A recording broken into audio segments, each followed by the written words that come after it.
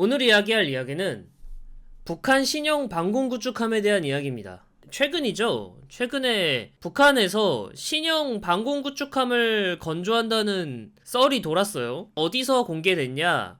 조선노동당 중앙위원회 제8기 제11회 총회 확대회의라는 데에서 앞에 인트로 부분에서 이제 몇 컷 나왔는데, 북한이 과연 이런 배를 만들 수 있냐, 그리고 제대로 기능할 수 있냐, 그리고 만약에 제대로 기능을 한다면 어느 정도의 스펙을 가졌느냐, 요런 거에 대해서 되게 설왕설래가 많았거든요. 오늘은 북한 신형 방공 구축함에 대해서 좀 이야기를 나눠보는 시간을 갖도록 하겠습니다. 일단은 북한 신형 방공 구축함이라고 하기에는 이름이 너무 기니까 북지스함이라고 그냥 통일해서 부르겠습니다. 자, 일단 어떤 배냐? 북한의 신형 방공함으로 추정합니다.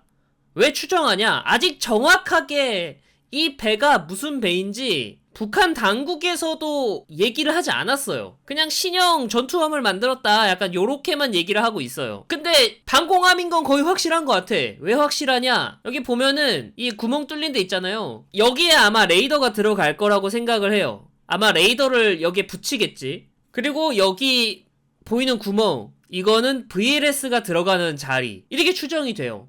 그럼 요거 두 개를 종합해 봤을 때는 방공함을 만들 게 확실하다, 지금 사람들이 이렇게 보는 거예요. 근데 문제는 공개된 정보가 이거밖에 없어요. 지금 그쪽에서 공개한 정보는 그냥 우리 이거 건조 중이에요, 약간 요렇게 얘기를 하는 것 뿐이고, 구체적인 스펙이나 뭐 이런 건 하나도 공개가 안 돼 있습니다.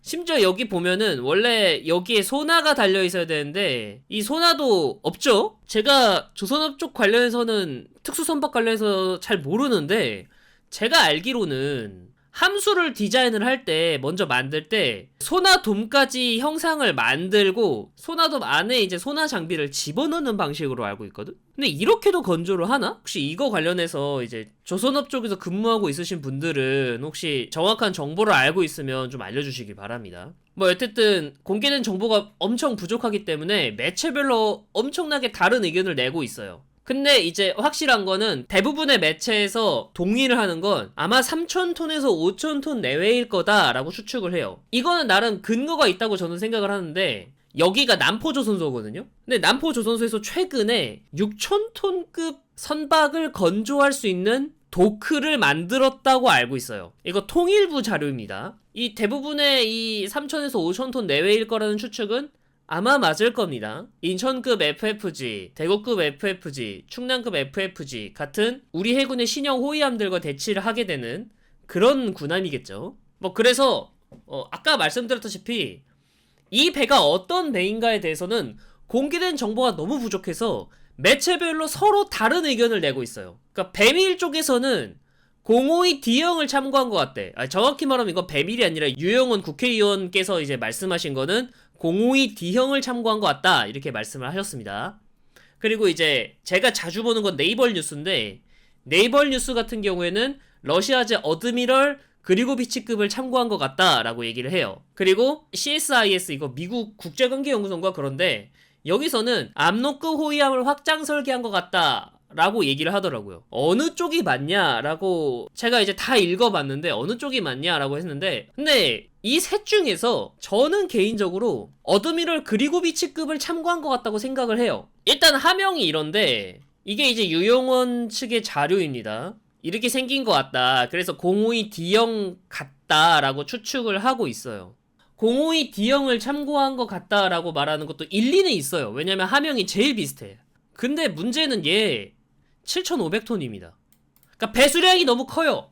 하명이 이런데 여기서 이제 스케일을 다운해가지고 한 5,000톤 이하로 만든다? 그거는 좀 신빙성이 좀 떨어진다고 생각해요. 오히려 반대로 작은 군함을 스케일업을 하는 방식은 있죠. 참고로 이제 광개토대왕급의 스케일업한 버전이 이순신급 구축함이죠. 그런 것처럼 스케일을 업하는 거는 그렇게 어렵진 않은데, 있는 배를 스케일 다운 시켜가지고 만든다? 그거는 조금은 아닌 것 같다 라는 게 제 생각입니다. 암로급 호위함을 확장 설계한 것 같다는, 글쎄요, 이거는 암로급하고는 이게 배수량 차이가 너무 크기 때문에 확장 설계는 아닌 것 같다라는 게 제 생각입니다.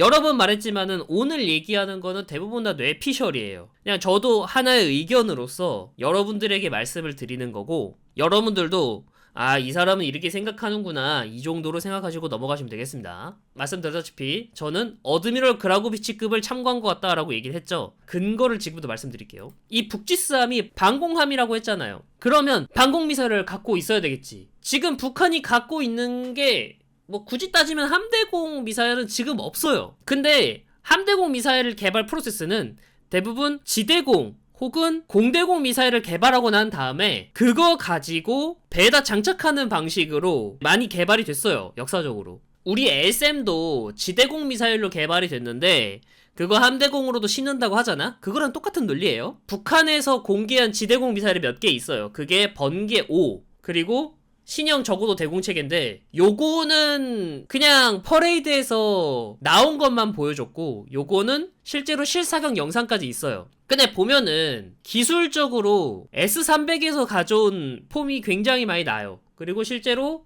S300을 베이스로 개발했다고 모든 전문가들이 추측을 하더라고요. 레이더도 플램립 레이더를 사용하는데 번개5도 같은 추적 레이더를 쓰는 것 같죠. 거의 비슷한 형상을 갖고 있습니다. 근데 이게 립 형식이 이렇게 직사각형으로 이렇게 돼 있잖아요. 그게 지금 여기랑 딱 들어맞는 느낌이 들지 않나요? 저는 그래서 더 그라고비치급을 참고해서 만든 것 같다라는 생각이 들어요. 그 다음에 이제 신형 적어도 대공체계 요거는 앞서 말씀드렸다시피 그냥 형상만 있는데 요거 토르랑 좀 비슷합니다. 토르처럼 수직 발사대를 이제 가지고 다니면서 이제 야전 방공을 하는 방식인데 저는 요게 들어가지 않았을까라는 생각이 높다고 생각해요. 왜냐면 러시아도 S300과 토르를 베이스로 개량해가지고 함대공 미사일로 집어넣었거든. 자, 여기 들어간 게 이게 토르 미사일 들어가 있는 건데 지금 생각해보니까 잠깐만, 앞에 구멍이 있거든? 앞에 구멍이 있고 뒤에 VLS가 있어요. 이게 제가 항상 궁금했던 게 여기 앞에 이 구멍이 뭐지 생각했는데, 만약에 이거라면 앞에 이제 북한의 적어도 대공체계가 들어가고 뒤에는 번개 5호가 들어가지 않을까? 라는 추측이 들어요. 자, 그래서 무장 구성이 어떻게 될 거냐? 번개 5 같은 경우에는 현재 알려진 정보에 의하면 최대 사거리가 150km 정도 되고요. 신형 적어도 대공체계 같은 경우에는 최대 사거리가 12km 정도 된다고 지금 얘기가 나와요. 이렇게 되면 이제 번개5 같은 경우가 서방의 SM2 미사일 정도 되는 거고, 신형 적어도 대공체계가 우리로 치면 해국 미사일 정도 된다 이렇게 생각하시면 돼요. 해국 미사일보다 사거리가 좀 짧긴 하네. 그래가지고 다른 무장 구성은 보면은 AK-100 한 포가 하나 있을 거라고 예상을 하고, 그리고 AK-630 이게 CIWS로 참여를 하겠죠? 기관포로도 쓰고, 그리고 화살2 대지 미사일이 장비가 될 것 같고, 그리고 금성3 대함 미사일이 장착이 될 것 같아요. 그래서 종합적으로 보면은 뭐 방공체계는 이럴 것 같다. AK-630이 이제 CIWS 그리고 신형 저층 대공체계가 이제 20km 정도 선에서 방어를 하고, 번개5 대공미사일 같은 경우에는 150km 정도를 방어를 하는 아마 그런 체계가 되지 않을까라고 제가 추측을 하고 있어요. 뭐 나머지 뭐 대지미사일 대함미사일은 그냥 이제 캐니스터에 이제 달려가지고 이제 함 중앙부에 장착을 하는 것 같다 이렇게 생각이 되고요. 근데 문제는 이제 제가 소나를 찾아보려고 했거든요. 그럼 소나 시스템은 과연 어떨까? 나와 있는 정보가 없습니다. 대략적인 정보조차 없어요.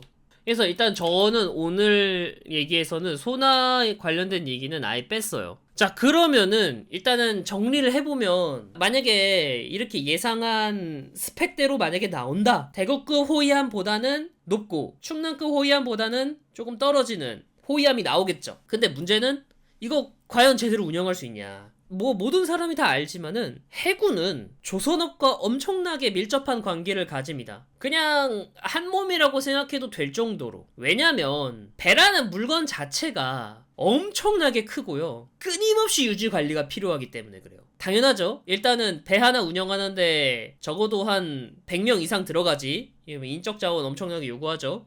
그리고 뭐 기름 엄청나게 먹죠. 엔진이 고장나면 엔진 부속 같은 거 다 챙겨줘야 되고, 정말 돈 먹는 하마예요, 배라는 거는. 그래서 제대로 된 조선업을 갖춘 나라만이 제대로 된 해군을 가질 수 있습니다. 저는 농담이 아니라 그 나라 조선업계의 역량은 해군력이다 라고 말해도 과언이 아니라고 생각해요. 대한민국 해군이 20년 내에 빠르게 성장한 이유와 그리고 중국 해군이 빠르게 성장한 이유가 조선업계 상황이랑 맞아 떨어지고요. 미 해군이 지금 쇠퇴한 이유도 조선업과 연관지으면 딱 맞아 떨어진 이유가 그것 때문이에요. 이건 북한도 마찬가지일 거란 말이야. 지금 북지산 같은 경우에는 남포조선소에서 건조하는 것으로 알려져 있는데 남포조선소가 이런 데예요. 통일부 자료에 의하면 남포조선소에서 건조할 수 있는 선박은 최대 2만 톤이래요. 이게 지금 앞에 보이는 얘가 2만 톤인데 얘 정도 건조할 수 있는 능력을 가지고 있다. 그리고 90년대 이후에는 6,000톤급의 도크를 신설하면서 조선업과 군수산업에 신경 쓰고 있는 건 맞는 것 같아요. 근데 문제는 이 조선소의 규모가 게임이 안 돼요. 연간 선박 건조 능력이 남포 조선소는 끼케봐야 5만 톤밖에 안 돼. 그러니까 요거 2만 톤짜리 이런 배 두 척 정도 만들면 이미 1년 건조 능력에 거의 다를 쓰는 거예요. 5만 톤밖에 안 돼. 근데 HD 현대중공업은 1년에 1000만 톤을 건조할 수 있습니다. 규모에서 게임이 안 돼요. 남포 조선소가 5만 톤인데 현대중공업은 1000만 톤. 근데 규모에서 게임이 안 되는 게 뭐가 문제냐 할 수 있단 말이야. 이 중공업이라는 거는 특히 조선업 쪽 관련해서는 규모의 경제가 엄청나게 크게 작동해요. 엄청나게 많이 사와서 가격 단가를 낮추고 그 가격 단가를 낮춘 걸 바탕으로 해서 많이 만들어서 선순환 구조를 만든단 말이야. 이게 조선업의 사이클이에요. 근데 규모가 5만 톤밖에 안 돼. 그러면 부품 단가 자체가 1000만 톤을 만드는 것보다는 하나하나의 단가가 비싸겠지. 한 척당 운영 유지비가 우리보다 더 높아질 수밖에 없단 말이에요. 그래서 아마 제대로 운영할 수 있냐라고 따지면 제대로 운영할 수 있을까라는 생각이 들어요.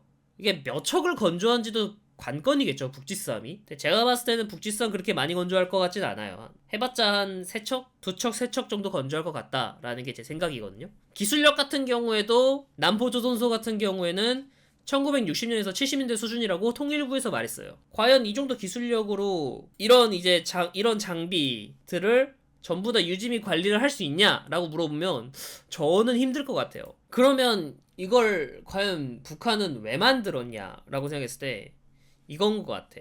이게 무슨 소리냐면 여기 앞에 보이는 거는 고석정 그리고 호위함들입니다. 그리고 뒤에 보이는 게 북지쌈이고요. 원래는 우리나라도 PKG, PKMR 그리고 인천급 FFG 이 정도 있었잖아요. NLL 근처에서 이제 티키타카 하는 거는 얘네들하고 PKG, PKMR이란 말이야. 얘네들끼리는 사실 죽창 대결이었어요. 대한미사일은 다 가지고 있어. 대공 능력은 가지고 있지 않아요. 그러면 사실상 누가 먼저 쏘냐, 누가 먼저 회피를 잘하냐, 요거 싸움이란 말이야. 솔직히 그래도 둘 다 죽창 싸움이긴 했어. 근데 인천급 FFG하고 대구급 FFG가 튀어나왔잖아. 얘네들은 최소한의 개함 방공 능력, 그러니까 대공 능력을 가지고 있어요. 그러니까 1대1로 죽창 싸움이 안 돼요. 얘는 쐈을 때 대한미사일을 방어할 수 있는데 얘네들이 쐈을 때는 방어가 안 되는 그런 상황이 만들어졌어요. 이런 불리한 상황이 이미 지금 NLL에서 지금 벌어지고 있는 상황인데 지금 우리나라는 충남급 FFG가 취역을 했죠.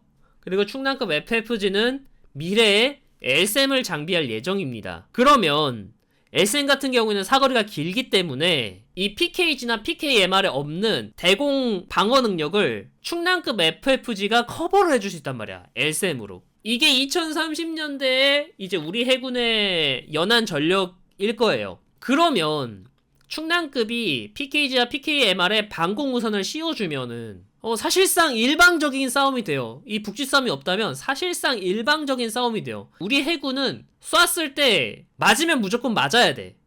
근데 이쪽은 쐈을 때 방어를 해줘. 이 차이가 엄청 큽니다. 그러니까 북한 입장에서는 엄청 부담스러운 거지. 그래서 북지싸움을 부랴부랴 만든 게 아닌가 생각이 돼요. 번개 5호 같은 경우에는 사거리가 150km니까 이론적으로 만약에 정상적으로 작동한다고 하면은 우리 해군이 발사하는 대한미사일 같은 경우에 방어를 해줄 수 있으니까. 자, 결론입니다. 북지싸움 같은 경우에는 만약에 제대로 나오면 연안해군 입장에선 좀 성가실 것 같긴 해요. 근데 성가시다 정도지 제대로 운영돼서 제대로 뭔가 역할을 할 수 있을까라고 생각하면은 저는 거기서 회의적이고요. 과연 이 북지쌈을 북한 해군 정도 되는 해군이 요런 배를 제대로 운영할 수 있는 능력이 되냐? 저는 거기에 대해서 회의적인 거예요. 그리고 건조 촉수가 안 나와 있거든요. 몇 척을 건조할지 안 나와 있어요. 예상이 안 돼 있어. 근데 제가 봤을 때는 끽해봐야 3척? 그리고 과연 이제 전자전 능력은 어느 정도일까? 이것도 정말 궁금하고. 뇌피셜로밖에 얘기를 할 수가 없는 상황인데 지금 북한의 내부 상황 그리고 공업 능력 약간 요런 걸 생각을 했을 때는 제대로 된 애는 나오진 않을 것 같다 라는 게 제 추측입니다. 자, 오늘 영상은 여기까지고요. 재밌게 보셨다면 좋아요와 구독 그리고 알람 설정까지 부탁드리겠습니다. 네, 시청해주셔서 감사하고요. 다음에는 더 알찬 컨텐츠로 찾아뵙도록 하겠습니다. 감사합니다. 안녕. 끝.